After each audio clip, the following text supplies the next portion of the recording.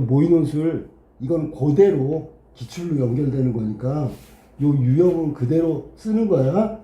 그러니까 모의논술을 꼭 풀어봐야 되는 이유가 그거고, 자 먼저 논제부터 확인하고 나서 그리고 나서 본문을 읽어야 되겠지. 자 논제 한번 볼까? 재심은 가에 시각상이라는 것이 있고 개념상이라는 것에 대한 설명이 나올 거야. 근데 그걸 기준으로 해서 관점으로 해서 나에 나타난 동양화, 서양화의 특징을 서술하세요. 그러면 이런 경우에는 대부분 짝이 맞아. 뭐 동양화는 개념, 뭐 서양화는 시각, 뭐 이런 식으로 짝이 맞는단 말이야.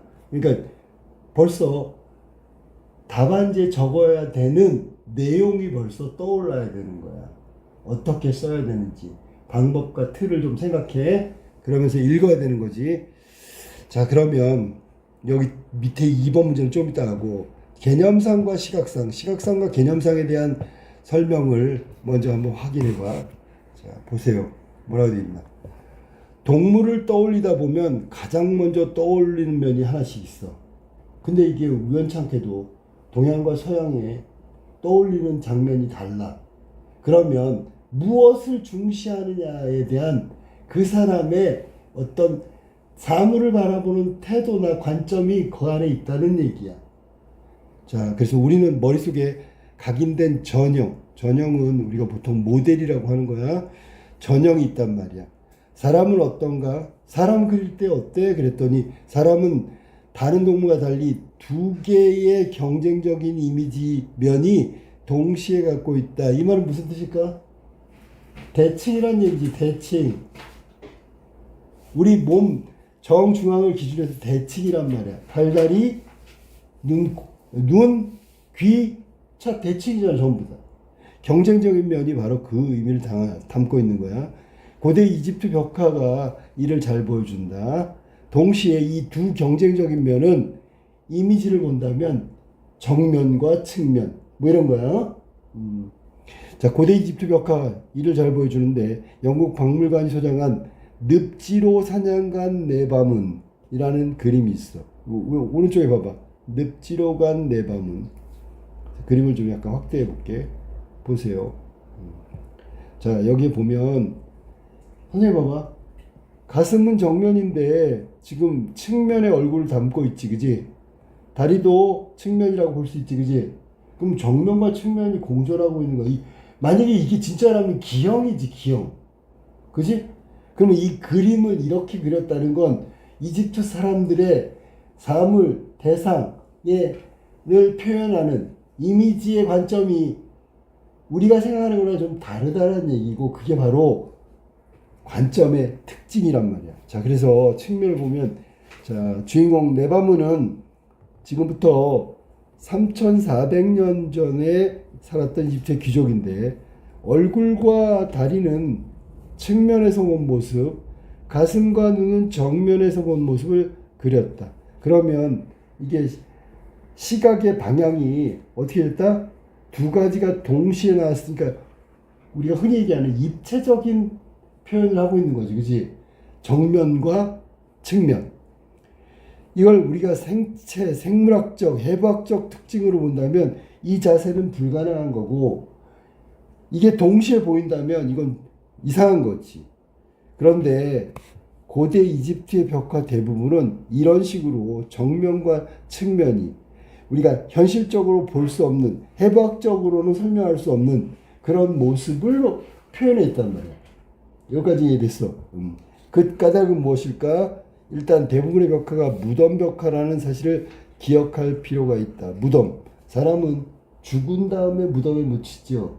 그러면 그렇게 그린 이유는 뭔가 의미를 부여하기 위해서 저렇게 그렸을 수도 있단 말이야. 그 해석이 나올까? 주인공이 자연스러운 부분 측면상으로 그려지면 자연스러운 부분 측면상으로 그려지면 그 원근 표현에 따라서 사지 가운데의 일부가 작게 그려지거나 아예 안 보일 수 있다. 그쵸? 측면을 전부 다 그리면 정면, 뒤통수는 안 보이잖아. 그러니까 뭔가를 다 표현하고 싶은 거야. 이는 그 부위가 멀리 떨어져 있거나 다른 것에 겹쳐서 그럴 수도 있겠지만 실제로 작거나 없어서 그렇게 보일 수도 있어. 여기서 작거나 없어서라는 얘기는 그렇게 시각적으로 보이기 때문에 없어질 수도 있다고. 이집트인들이 보기에는 그런 염려를 준다는 것 자체가 문제였다. 그게 이제 고민이 된 거야. 자칫하면 죽은 사람이 작은 팔을 가지고 혹은 사지 가운데 하나가 없이 내세를 살아야 할 것이다. 그러면 얼마나 불편하겠는가. 그럼 여기 내세라는 말은 앞으로 죽은 다음에 가는 미래의 세상이니까 사후세계야. 그러면 자 생각해봐. 사후세계가 얼마나 불편할까 보이는 대로 그리면 그러면 이 사람들은 사후세계를 믿고 있는 거지. 사람이 죽으면 끝이 아니라 무덤에 묻혔는데 내세, 사후세계에 가서 여전히 살아있다는 뜻이야. 그런 생각이 그림에 표현된 거야. 원근으로 표현하면 잘 안 보이거나 안 보여서 그리지 못하거나 작게 보일 수 있단 말이야. 그러면 그 상태로 우리 여기는 사자가 죽은 사람이 생활한다는 건 불편해. 이 말은 죽은 다음에도 내세에서 생활한다는 뜻이야. 그럼 결국은 사후세계관이 그림에 반영된 거죠. 보이는 대로 그릴 수 없었다는 이유니까. 자, 그 다음에 문단. 이처럼 고대 이집트인들에게 인체의 일부를 작게 그려놓는 것은 원근법에 따른 불가피한 시각적인 표현이 아니라 실제 크기를 줄여버리는 것으로 느껴졌다. 그러니까 그 다리를 작게 그리면 실제로 작아지는 걸 그런 느낌이야. 그것은 불규정이요 파괴요. 그들의 그림은 기본적으로 시각성이 아니라 개념상의 바탕을 둔 것이기 때문이다. 아까도 얘기했지만 눈에 보이는 대로 그리는 게 아니고 거기에는 생각이 들어가 있는 거죠. 그게 이집트 벽화에 고스란히 담겨져 있는 거야. 그러니까 우리가 시각적으로 봤을 때 말이 안 되잖아. 이쪽 방향에서 정면을 바라보고 있는데 측면이 나온다는 건 말이 안 되잖아. 그거는 쉽게 얘기하면 몸을 뒤틀어 버리는 거니까. 근데 왜 그렇게 그렸을까? 서양인들 혹은 고대 이집트인들의 사고방식이 이미지 표현에 반영된 거란 말이야. 자, 그래서 시각상이란, 자, 이제부터 나온다. 우리가 써야 되는 거야. 시각상이란 시각적 경험이 가져다주는 이미지야. 그러니까 눈에 보이는 이미지를 말하는 거지. 같은 사물이라도 보는 위치에 따라 실제보다 더 크거나 작아 보이듯 주체가 본 그대로 상을 나타내는 거. 반면에 개념상은 시각적으로는 말이 안 되거나 불가능한 신체의 모습이 되더라도 알고 있어. 그런데 사실을 명확하게 전달하는데 중점을 둔 이미지다. 이 사실은 개념이라고 생각해도 돼. 그런 까닭에 대상이 시각적으로 어떻게 보이느냐보다 실제 그 형태 모양이 어떤가에 더 관심을 둔 이집트 벽화는 시각상이라기보다는 개념상을 더 중시한 그림이라고 평가할 수 있는 거지. 자, 이로부터 우리는 보이는 것을 재현하는 것 이전에 아는 것을 전달하는데 미술의 1차적 기능이 있음을 알 수 있다. 말이나 글처럼 말이다. 그러니까 결국은 단순 이미지가 아니다라는 얘기야. 그림은 그 안에 어떤 목적의식이나 사고나 표현하고자 하는 어떤 의미, 내적 의미가 포함된 거다. 단순하게 하면 안 된다. 눈에 보이는 대로 하는 건 아니야. 그거는 감각이니까 직관적인 것이니까 작게 보이면 작게 그리고 크게 보이면 크게 그리는 것이란 말이야. 그런데 이런 시각적 모순임에도 불구하고 개념상의 그림은 그 안에 인식이 들어가 있다는 거지. 자, 그 다음에 이거 글이 끝났어. 자, 동양화부터 볼까? 동양화 가운데 서양화가 가장 크게 구별되는 요소는 여백이다. 여백. 비워놨단 말이야. 여백이 뭐야? 그림이 그려지는 화면에 그려진 부분을 제외하고 나머지는 그냥 내버려 둔 거야. 그러니까 그리고자 하는 대상을 정확하게 그린 다음에 나머지는 아무것도 안 한 게 여백이야. 아무것도 그려져 있지 않지만 그대로 하늘이 되기도 하고 안개나 공기가 되기도 하고 때로는 물이 되기도 하고 하지만 서양화는 빈 곳을 찾을 수가 없어. 왜? 다 칠해버리니까. 작품에 빈 곳을 남기면 미완성으로 인식하기 때문에. 조선의 산수화에서는 하늘은 여백으로 비워졌지만 비워놓는 걸로 채워놨다고. 잘 생각해봐. 비워놓은 거야. 그러니까 눈으로 봤을 땐 비어져 있는 거지. 근데 비어있는 것으로 그림에 비어있는 부분을 채워놓은 거야. 의미를 부여하는 거다. 생각해봐. 의미를 부여하는 거니까. 서양에서 하늘은 색이 칠해진 하나의 구체적인 공간이야. 그러니까 얘도 이미지에 포함되는 거야. 이것도 그린 거란 말이야. 그런데 서양화의 영향으로 조선 후기 산서에도 하늘을 채색한 그림이 등장하게 된다. 그러니까 이거는 기존의 여백으로 구별되는 동양화의 특징이 서양화의 영향을 받았다는 얘기랑 똑같은 얘기지. 안 하다가 해버렸어. 강희연은 조선 후기 활동한 화가로 적극적으로 서양화법을 수용했어. 그럼 강희연은 과거에는 여백으로 그냥 남겨뒀던 그런 부분을 적극적으로 서양화를 수용했으니까 칠했겠죠.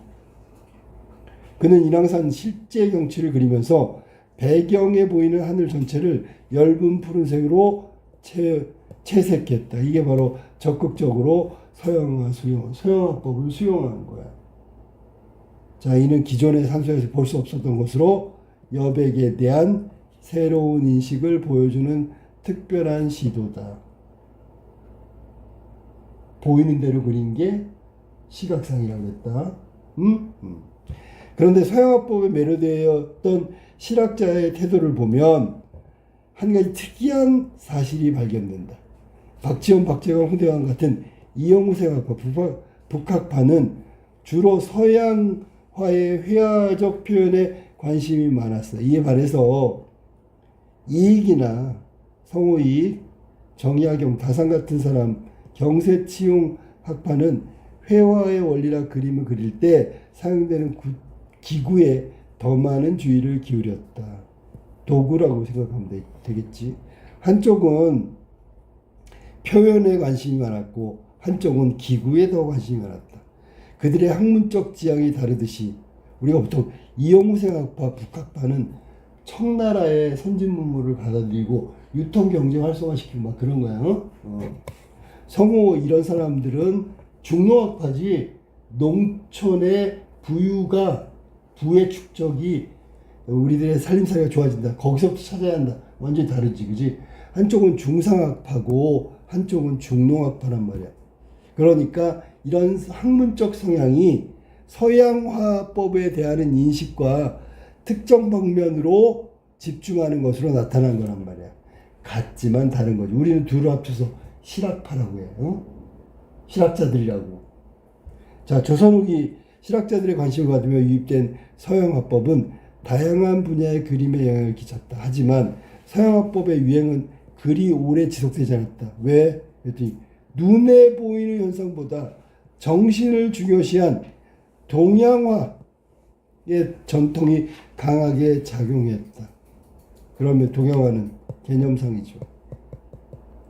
시각상이 아니란 말이에요. 자, 그 까닭은 무엇일까라고 얘기하면서 눈이 아니라 정신이다. 세상을 바라보는 인식과 태도의 차이가 결과적으로 그만큼 다른 회화적 표현을 낳았던 듯하다. 결국 개념상 동양화를 원래 동양화로 돌아간단 말이지. 눈에 보이는 시각적인 것이 아니라 그 안에 있는 의미와 어떤 가치 이런 것들을 갖다가 느끼는 것이 바로 동양화의 특징이니까. 이 1번 예시답안 한번 확인해 볼게. 가의 시각상은, 가에서 말하는 시각상은 뭐냐면 보이는 모습을 그대로 나타낸 이미지. 즉 뭐라 그러냐면 시각적 경험을 반영한 이미지를 시각상이라고 부르는 거야. 그러니까 시각상이 뭔지를 지금 설명한 거지, 그지? 그리고 이거는 대상의 위치나 원근에 따라 달리 보이는 모습을 그대로 나타낸 이미지가 시각상인 것이다. 결국은 눈으로 보이는 멀고 가깝고 보이고 안 보이고 그대로 표현하는 게 시각상이라고. 여기까지 가에서 시각상 이야기했어. 반면에 개념상은 말이야. 개념상은 이것도 붙여 쓴 애들이 있어. 이거 띄어 쓰는 거야. 여기 본문에 보면 띄어 쓰는 거야. 그러니까 이런 것도 조심해야 돼요. 개념이 적용된 이미지라는 뜻이기 때문에 띄어 써야 되는 거라고. 개념상은 실제 보이는 상과 다르다. 실제 눈으로 인지하고 감각으로 인지하는 실제 보이는 상과는 다르다. 그럼 결국 시각상하고는 다르다는 얘기지. 그 다음에 인지하고 있는 사실. 그러니까 이게 개념이란 말이야. 이런 것까지 반영된 이미지를 말하는 것이다. 차원으로 본다면 시각상은 1차적, 직접적, 감각적 차원의 이미지 표현이라면 개념상은 그렇지 않아. 좀 약간 관념적이고 추상적이고 이런 부분까지 들어간 2차적 이미지 표현이다 라고 얘기할 수도 있는 거야. 근데 내가 지금 설명한 건 제시문에 없기 때문에 쓰면 안 돼. 이건 해석인데 맞는 해석이지만 제시문에 없단 말이야. 제시문에 있는 표현을 갖고 해야 되는 거야. 범주는 그렇게 정해져 있어. 자, 여기까지는 아니구나. 하나 더 있구나. 이집트 예로 들었는데 이집트 벽화에 나와 있는 정면과 측면이 동시에 등장하는 거. 이게 바로 넷에 대한 인식, 위에서 말한 인식이 그림에 반영됐기 때문에 현실적으로 해박적으로 불가능한 정면과 측면이 동시에 존재하는 거야. 여기까지가 개념상이었어. 그러니까 군더더기 없이 간결하게 하는 거야. 자, 그러면 이런 관점이 바로 개념상과 시각상 관점에서 나에 있는 동양화, 동서양의 그림을 분류하면 어떻게 되냐면, 자, 여기 선생님도 그냥 또 넘어갔네. 뭐라 그러냐면, 여기서부터는 줄을 바꿔야 돼. 왜냐하면 위에는 시각상, 개념상의 개념을 설명한 거고, 여기부터는 그 개념을 바탕으로, 즉 관점을 가지고 해석하라고 하는 거니까 줄을 바꿔야 되겠죠. 자, 그럼 나의 동서양 그림 분류하면 서양화는 시각상 중심의 그림이고 동양화는 개념상을 중시한 그림이라고 할 수 있어. 그래서 구분을 딱 했단 말이야. 그럼 왜요? 그랬더니 예를 들어 서양화에서 하늘은 뭐야? 이건 시각적으로 경험할 수 있는 구체적 공간이야. 그러니까 거기다 채색한 거죠. 그림을 채워 넣었다, 색깔로 칠해놨다, 새색이야. 똑같은 말. 이런 표현을 생각해서 쓰라고요. 자, 그 다음에 반면에 동양화는 시각적 경험으로의 풍경에 여백을 뒀단 말이에요. 여백을. 눈으로 보이는데 그냥 안 그렸어. 때로는 하늘로, 때로는 물로 보는 감상자에게 다양한 인식의 여지를 둔 것이다. 그러니까 표현하는 그림을 그리는 창작자도 그렇고 그림을 보는 감상자도 그렇고 여기에는 다양하게 생각할 수 있는 인식의 여지가 남겨져 있다. 그런 얘기야. 됐죠? 그래서 서양화를 시각상, 동양화를 개념상이라고 얘기한 거예요. 이는 동양화가 갖고 있는 것이 눈에 보이는 것만이 아닌, 아까 그 표현이 나왔었잖아. 너도 똑같아. 의미의 부여 같은 개념상을 중시했기 때문이다. 그게 동양화가 눈에 보이는 것이 아니라, 그래서 이제 개념상을 표현했다는 거죠. 이렇게 정리하면 정말 간결하게 끝난 거예요. 간결하게. 알았지? 그래서 분량도 지금 444자가 됐어. 444. 아까 얘기했듯이 400자에서 500자 사이니까 400자는 좀 짧은 것 같고 500자는 많은 것 같고 중간을 잡는 게 제일 좋겠지. 여기에 더 쓰고 싶으면 한 문장 정도 더 쓰면 60자, 70자 정도 될 거야. 자, 그래서 이렇게 시각상, 개념상의 개념하고 그것을 바탕으로 동양 서양화의 그 중시하는 면을 이야기하다 보니까 완전히 차이가 났지. 대조적인 글이 되어버렸어.